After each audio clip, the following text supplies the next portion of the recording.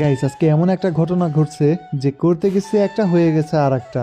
আমার বন্ধু আমাকে ফোন দিয়ে বললো যে আজকে নাকি ফুটবল খেলা হবে, তাই আমি বুট নিয়ে বের হয়েছি বাসা থেকে। কিন্তু মাঠে যাওয়ার পর ওরা বলতেছে খেলা হবে না, মাঠে পানি। তাই অবশেষে আমরা সিদ্ধান্ত নিলাম আশেপাশে কোথাও ঘুরতে যাই। তো এই উদ্দেশ্যে আমরা চলে গেলাম প্রথমে কমন একটি জায়গায়, ভ্যালি ব্রিজের উপর। তো এখানে কিছুক্ষণ আড্ডা দেওয়ার পর খেয়াল করলাম পাশে একটা ভেসাল আছে। তো সেখানে দাঁড়িয়ে কিছুক্ষণ মাছ ধরা দেখলাম এবং অনেকটাই ভালো লাগলো, কারণ গ্রামীণ পরিবেশ সবার কাছেই ভালো লাগে। সেখানে দাঁড়িয়ে মাছ ধরা দেখার পর আরো 3-4 জন ভাই ব্রাদার আমাদের সাথে অ্যাড হলেন। তারপর সবাই বলল যে চা খেতে যাবে, এই জন্য আমরা চায়ের দোকানের উদ্দেশ্যে রওনা করে দিলাম এবং চায়ের দোকানে এসে পৌঁছালাম।